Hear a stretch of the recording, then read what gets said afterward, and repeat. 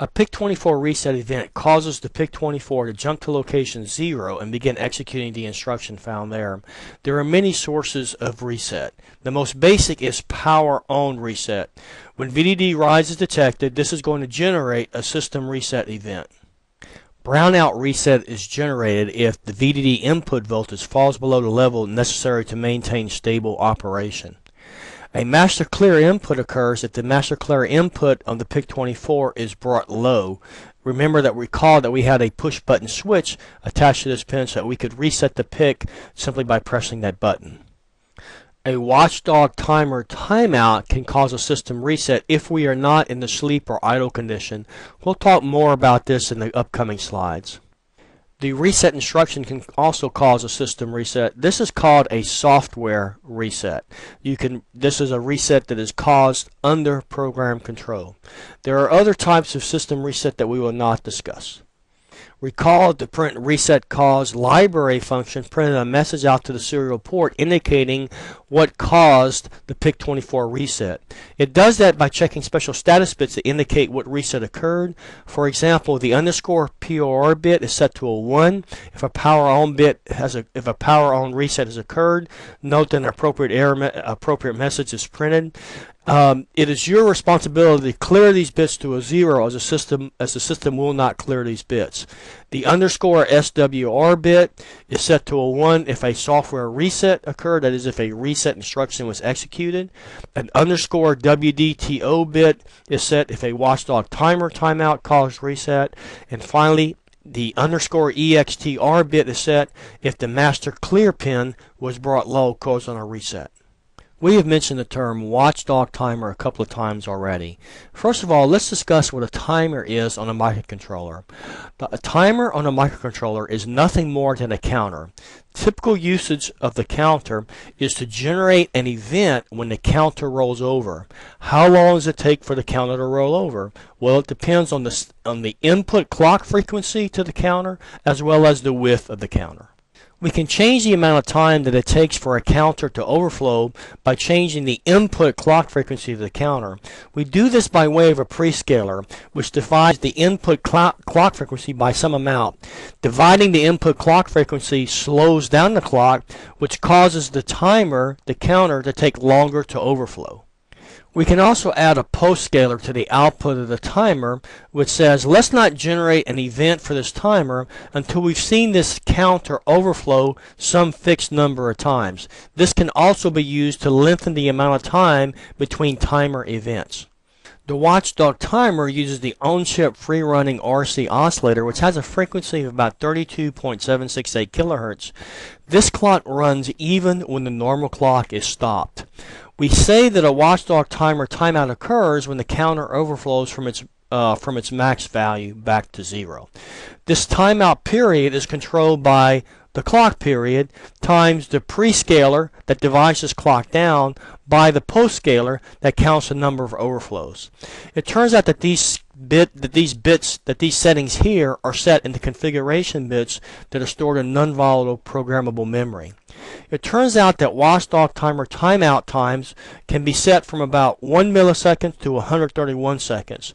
We have set the bits for you such that the Watchdog Timer's timeout is about 2 seconds. So why have a Watchdog Timer? What is it useful for? It turns out that a Watchdog Timer timeout can be used to wake the PIC back up if it's been in sleep or idle mode. These are power saving modes, and we're going to experiment with these in the first hardware lab. The other use of a Watchdog Timer timeout is as an emergency reset if the PIC gets stuck waiting for input from a device. If you have the PIC24 waiting on input from a device and that device does not respond, we don't want the PIC24 to simply wait there forever. We can have the Watchdog Timer timeout force a system reset, which we could then detect and take some action instead of just sitting there waiting forever for the device to respond. So as mentioned, there's two uses for the Watchdog Timer. One is error recovery. If the CPU starts a hardware operation to peripheral and waits for a response, then it can break the CPU from an infinite wait loop by resetting the CPU if a response does not come. You would need to use the clear Watchdog Timer instruction to clear the Watchdog Timer to prevent it from resetting the CPU if this device did respond in the correct amount of time. And as mentioned before, you can also use it to wake from sleep mode. We're going to discuss more about this in the next code example. Microcontrollers are often used in battery-operated systems. As such, it is important that they have various power-saving modes to extend battery life. The PIC24 has three main modes. The mode that can save the most power is called sleep mode. In this mode, the main clock is stopped to the CPU and all peripherals. Why does stopping the clock save power? Well, it's easy. We're not fetching instructions. We're not executing instructions if the main clock is stopped. Transistors are not switching. So we have reduced power consumption, which means current consumption, dramatically by stopping the clock to the CPU and all peripherals. How do we wake it up? Well, one way that can be woken up is by the Watchdog Timer. There are other ways. To put the PIC24 in sleep mode, you use the power save number 0 assembly language instruction. Another power saving mode is called idle mode. The main clock is stopped to the CPU but not the peripherals. Recall that the UART peripheral is the peripheral in the PIC24 that operates the serial port.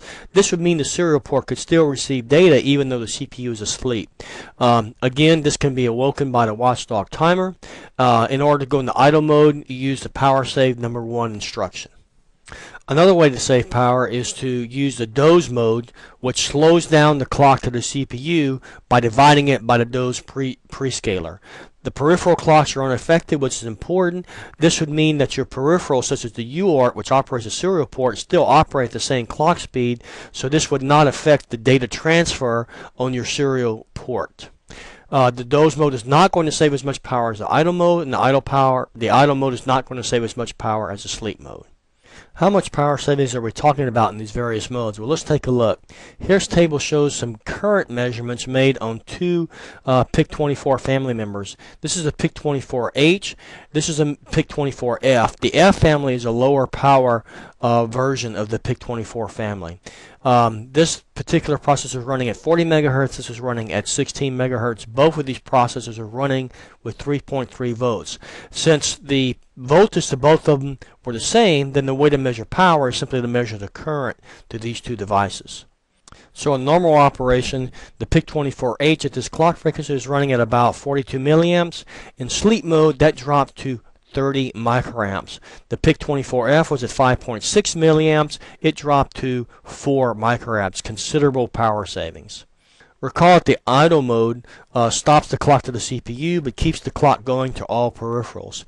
The idle mode for the PIC24H in this case consumed about 17 milliamps, while for the PIC24F about 2 milliamps. Notice that the sleep mode current here is orders of magnitude less than the idle mode. So the sleep mode is definitely the best mode for saving a considerable amount of power.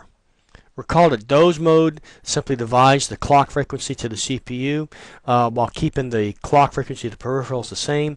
This shows some Doze mode figures for the Doze prescaler for a value of 2 and for a value of 128. Current consumption in the PIC24 is linear with clock frequency.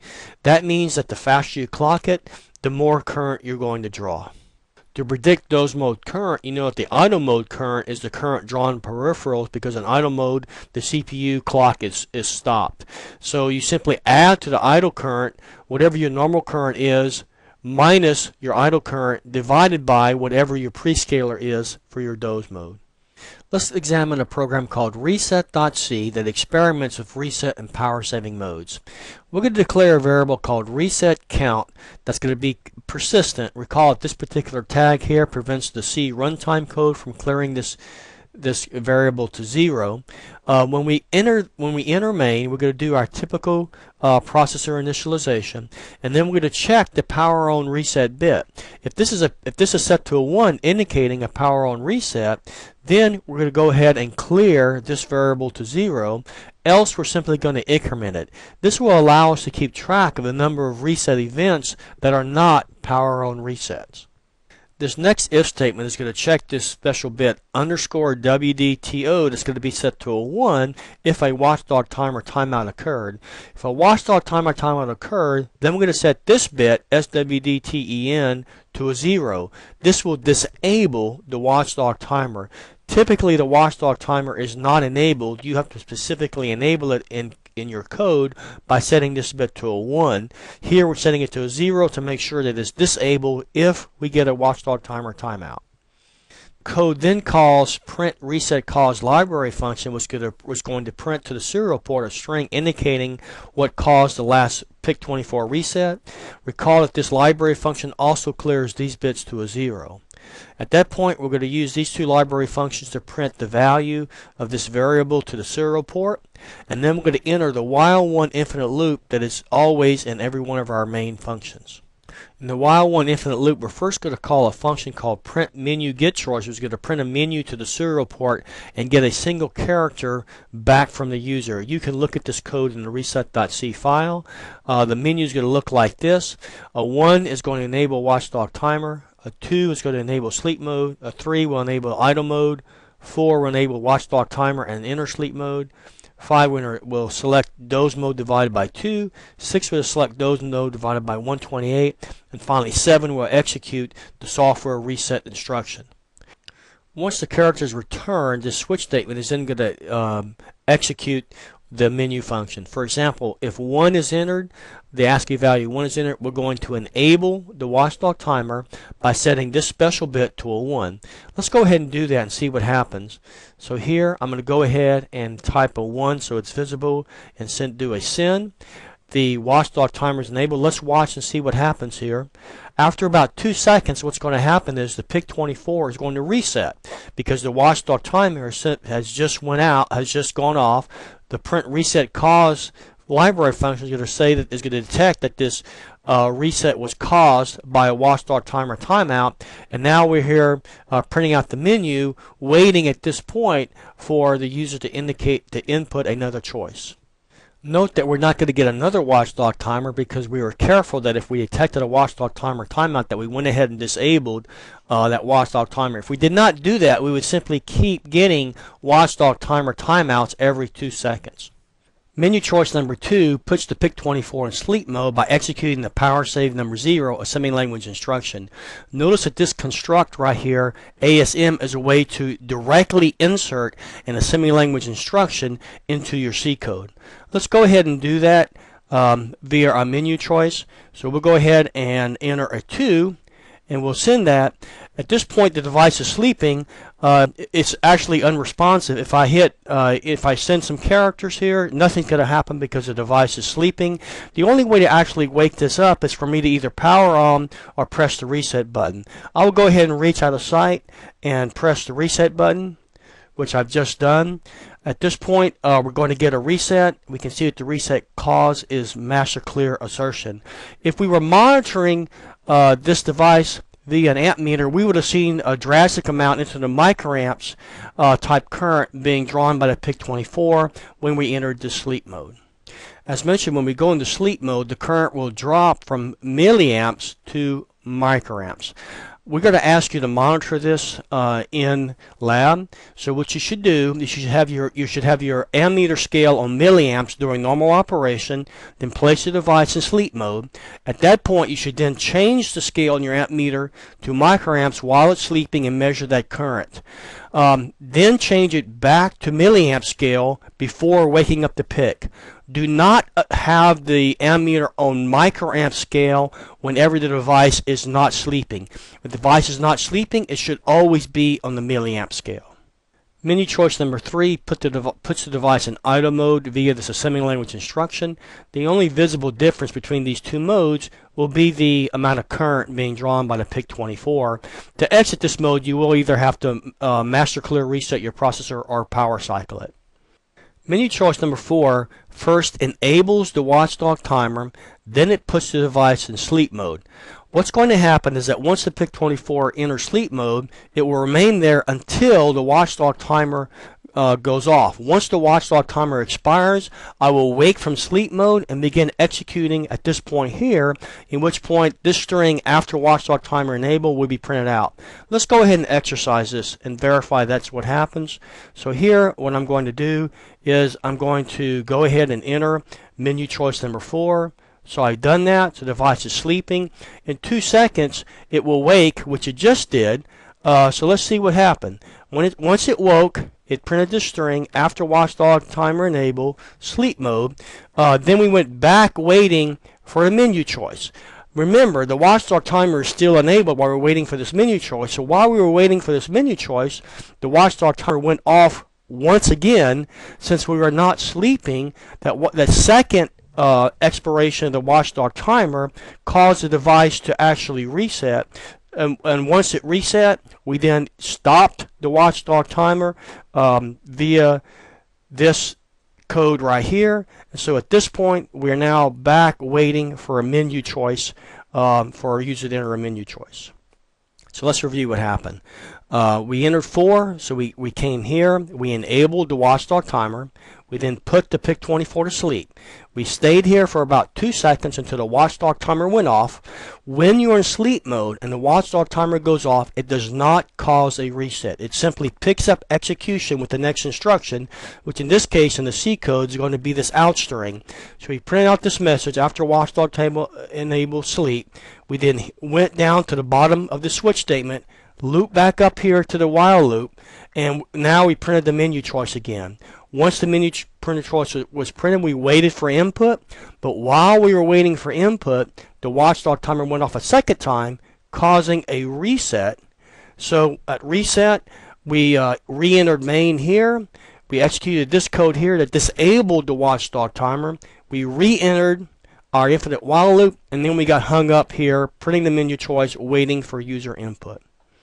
Menu options 5 and 6 experiment with Doze mode. Recall that Doze mode divides the CPU clock frequency. That means it slows down the CPU clock frequency, reducing current consumption. This particular statement right here is going to assign a 1 to this bit field. That's going to choose a divide by 2 mode. Assigning a 7 to the same bit field chooses a divide by 128. Where does this information come from? It's actually in the PIC24 datasheet. This happens to be section 9 of the datasheet, in which it talks about power saving modes. Here it talks about the clock div special function register, which contains the Doze mode field bits. Here this shows that value of 2 is going to divide the clock frequency by 2. Here it shows that a value of 7 is going to divide the clock frequency by 128. Once you've chosen your Doze prescaler value, then you need to enable Doze mode by setting the Doze EN bit here to a 1. That will actually turn on Doze mode. You're not going to see any visible indication that Doze mode is enabled except by monitoring the current and seeing that the current draw has been reduced by entering Doze mode. We can go ahead and do that here. So here I'll go ahead and enter menu choice number 5 and send. We're now in Doze mode. We're running more slowly, but we can't tell that. The processor is still executing. We can enter another choice here. We'll go ahead and do the divide by 128 and do that. The processor is still responsive even though it's running more slowly. Menu choice 7 here executes this assembly language instruction reset, which causes a software reset. Reset causes the processor to begin executing again from location 0. It's also going to reset some special function registers in our processor to their default states. Let's go ahead and do that. So here I'm going to go ahead and enter menu choice 7 and do a send. At that point we've done a software reset. The print reset calls library function detects that software reset. This concludes our introduction to PIC24 hardware topics. We looked at the initial hookup schematic for the PIC24 microcontroller. We looked at various causes of CPU reset. We looked at the different power saving modes, sleep, idle, and doze for the PIC24, as well as the current draw into these various modes. We also discussed the Watchdog Timer operation. And the two most important things to remember about this is that a Watchdog Timer timeout causes a system reset if the PIC24 is executing normal operation. However, a Watchdog Timer timeout while sleeping will simply cause the processor to wake up and resume execution. We looked at an LED flash.c program, which gave you your first introduction to parallel port operation. We're going to look more at parallel port in the upcoming lectures. We looked at echo.c, which introduced you to the serial library routines, and we looked at reset.c program, which experimented with various reset modes and power saving modes.